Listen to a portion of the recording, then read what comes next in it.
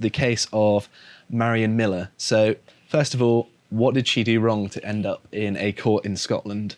What's going on here? Well, until yesterday, the day of the court hearing, Marion Millar herself hadn't been given the accusations against her. Yeah, and that's very strange, isn't it?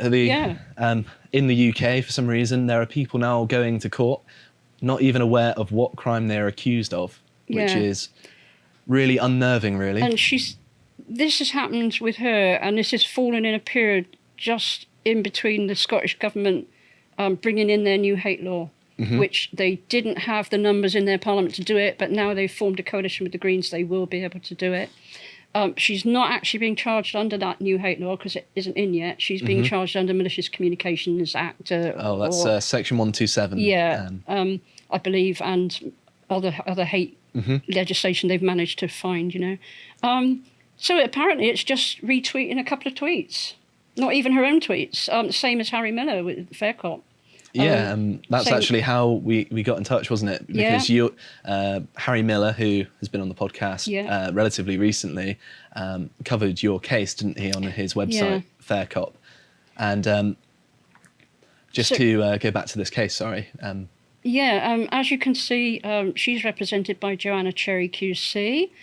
Joanna Cherry is a Scots nationalist MP in the Westminster Parliament. Let's get that right. But wasn't she, she was removed sacked from the party? She was sacked by Nicola Sturgeon from their front bench at Westminster for sticking up for women's rights. What else do you get sacked for these days? Yeah, it's it's weird how times have changed. So because she's been sacked from her front bench position and she's just a constituency MP now in Edinburgh, she is able to take on legal cases as a QC. So she's obviously took this on. They're clearly going to try and make it a test case for European human rights law, which they still can do, even though we've gone through Brexit. I didn't realise that. Yeah. So does that mean it still applies to us? I think we haven't actually said that we haven't actually dropped out of the European Convention on Human Rights. It's like a formal thing separate from the European Union, isn't it? It was already written into British law anyway, exactly the same. Yeah. So that's what they're going to do, which it's a very important case for Scotland, not just because the women's rights issue, but because Scotland want to be an independent country and go back into Europe. Are the EU going to welcome them back in with open arms if they have hate laws, which are so restrictive that they're almost as sort of beyond the pale as sort of Hungary and Poland? Yeah. Scottish people really need to be looking at this and taking notice of this. Yeah, well, the kind of hate crime legislation in Scotland has been atrocious, really. Like, some of the things that they've prosecuted people over are so inconsequential, like... this is supposedly related to something that's transphobic, isn't it? And it's retweeting something. Are we going to see a little picture of what she's meant to be? I think we've got a video, haven't we, about reading out the statement. Yeah. So if we could cut to that one. So this was only yesterday. Yeah, this has all happened very recently. Yeah. I have a statement on behalf of Marion Millar. Today, Marion Millar attended court and, for the first time, received a copy of the Crown's complaint setting out the charges against her. She was represented by Joanna Cherry QC and Paul Harvey Advocate, instructed by Beltrami & Co solicitors. She made no plea, and the case was continued for a hearing on 4th of October, so that the court can consider a number of preliminary legal issues, including the compatibility of this prosecution with Ms. Millar's human rights under the European Convention of Human Rights. Since this case is sub judice, Marion Millar will not be making any statements at this time. Thank you. So, of course, the implications here is that if she loses this case, then the SNP can pretty much prosecute anyone for whatever they like, really. In a weird way, it's very much a test case for a law that isn't even in yet. Yeah. It's really strange. But yes, they... also, there's the question of why the police thought this was serious enough to go to court at all.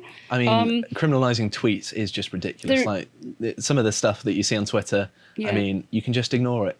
You don't have to be there. Her alleged complainant is a well-known professional troll, actually. Somebody who's on Twitter a lot, abusing people, especially women. He is a TRA, trans rights activist himself. So it's politically motivated. She has been targeted because of her involvement as a women's rights activist. That's literally why. Mm-hmm. Yeah. So, because of her supposed belief that women are a biological group that aren't defined by social constructions, she is now finding herself in court because of some trans activist, and she could be facing prison. I think it's 2 years in prison, wasn't it? I remember reading. Up to 2 years in prison. Yeah. Here we have somebody yesterday on Twitter. This is a photograph of the alleged offensive tweet, which is a suffragette ribbon tied to a fence. Now, it's actually quite difficult to tie it to a fence without making some sort of noose, and apparently this was supposed to be in the shape of a noose. I mean, everyone knows that a ribbon looks like that. I mean, and in fact, everybody's pointed out the Scottish Nationalist Party's own flag is actually more or less in the same. Well, I wouldn't be surprised if they changed their symbol to a noose soon enough if they carry on like this. Yeah, they might even change their own emblem. Who knows? But so this is how ludicrous it is. Mm-hmm. This is supposed to be homophobic, transphobic, all the rest of it.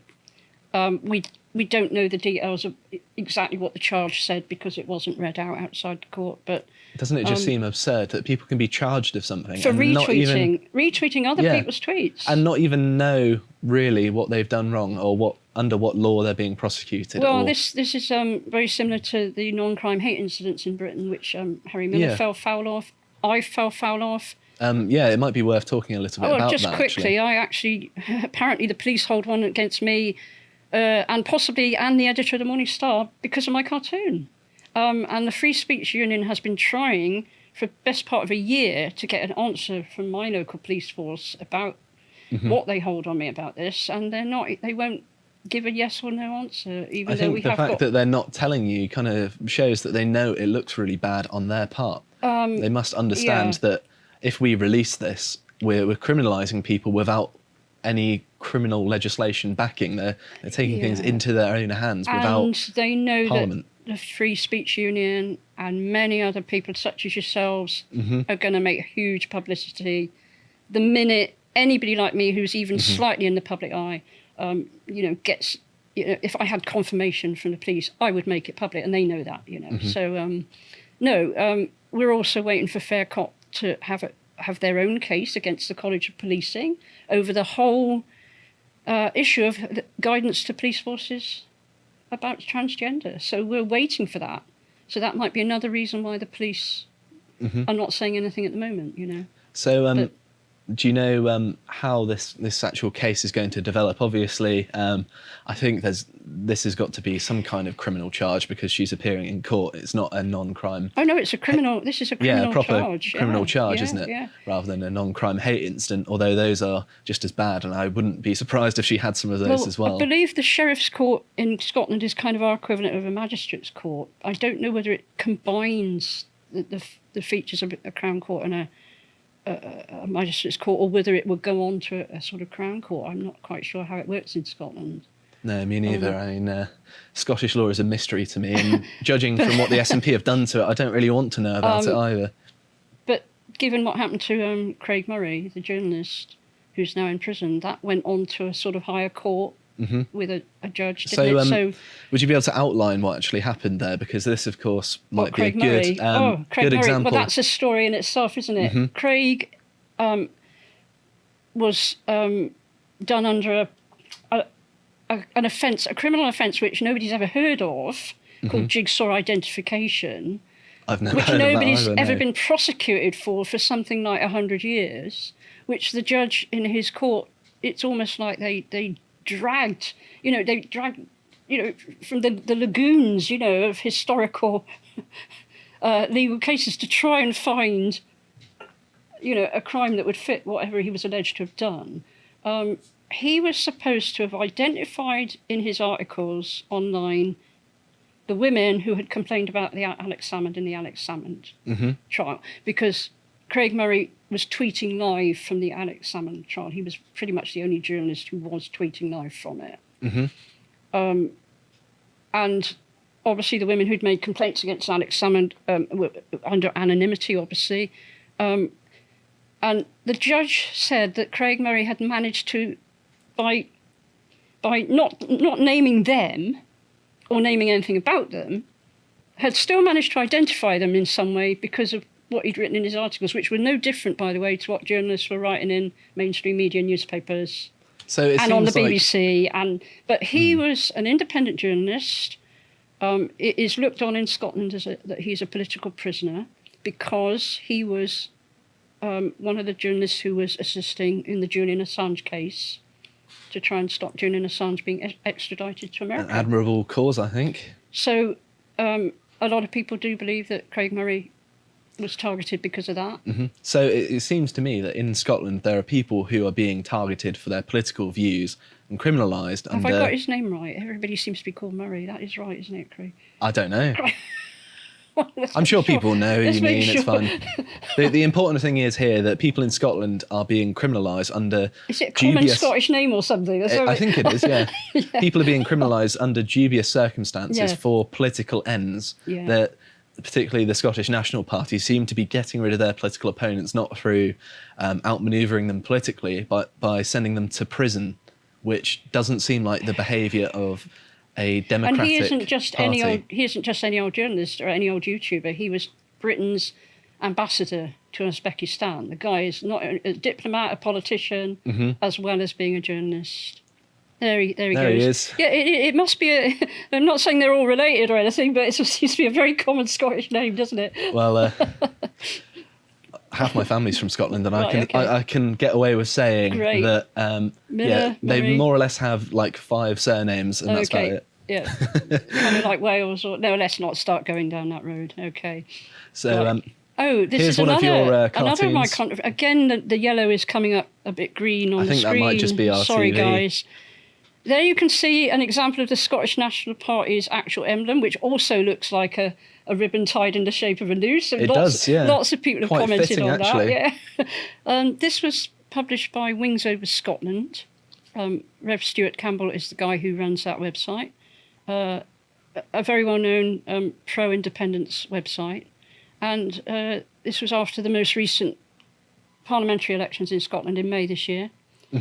There they are, sat outside a pub called the Gaslighters Arms, and these are 2 election agents. One is for the Greens and one is for the SNP. They say, well, obviously, all their candidates got in because they're all transgender candidates, you know. So yeah, just a bit of silliness. Just making fun of the fact that they ran them just so for their political with clout, with a very serious point that both parties are putting men in women's positions in their parties as candidates, as officers within their own parties, where those positions were originally intended for women. Yeah. Men who pretend to be women. It's about as farcical as Afghanistan having a place at the table on women's rights, If people didn't know, if people had come to this cold and didn't know that this sort of thing's going on, it just sounds so ludicrous. It certainly does, doesn't yeah. it? You know, that there can be a man in Scotland who hasn't even had transition or who is in charge of Edinburgh Rape Crisis. It's almost beyond belief, but this is all going on in Scotland. Scotland is really, it's like I said before. How do they intend to get back into the EU as an independent country with such laws that they're bringing in? They're sabotaging themselves, really, aren't they? Because I imagine it's probably not also helping their popularity amongst some people. They're going to alienate a few people, certainly people who are feminists, who are going to see this and think, okay, well, actually, I might be going along with their left-wing politics, but actually... Well, it's not just about women's rights and feminism, it's about safeguarding children. Oh, absolutely. And all the rest of it. If you enjoyed that segment from the podcast The Lotus Eaters, you can go to prelotuseaters.com and get access to all our premium content. Things like our book club, where we examine classics like Aldous Huxley's Brave New World and examine the themes that underpin it, and how we're getting worryingly close to that. Or modern books like Mark Sidwell's The Long March, which is how exactly we ended up in the current cultural situation we're in and what Conservatives can do about it. Or you can check out the other series we have, such as our Contemplation series, where Hugo and Josh decided to, in the latest one, have a look at an examination on the ways that other elections have been rigged for no reason at all. Or you can check out our Epoch series, which is one of my personal favorites, because this is where I get to talk about history. And I love talking about just random things from history. And one of the great things we can do with this series is talk about those things that aren't so often discussed. So, I mean, you can talk about Xerxes' army, the vast army that invaded Greece during the Greco-Persian Wars. Or we can go through things like Herodotus' view on the Scythians. Who are they? You probably don't know, but they used to be quite an important people a long time ago, and they're very, very interesting. We've got some really good reports about them. Or we've got premium podcasts, which is things we generally don't want to put outside of the paywall because we might get in trouble for them, such as the list of things that Alex Jones was right about. Or we do just very interesting discussions because there are things that we do lots of work on. Another one is that I'm particularly proud of is where Christopher Hitchens, the famous new atheist, would have fallen during the modern culture wars, because he probably wouldn't have been very woke. But we also have lots of interviews and articles and other things on the website that you can sign up to enjoy, and we're really proud of them. So if any of that sounds good to you, go over to lotuses.com and sign up for as little as £5 a month to support us keep the show going, and also to get access to all the content. Thank you and goodbye.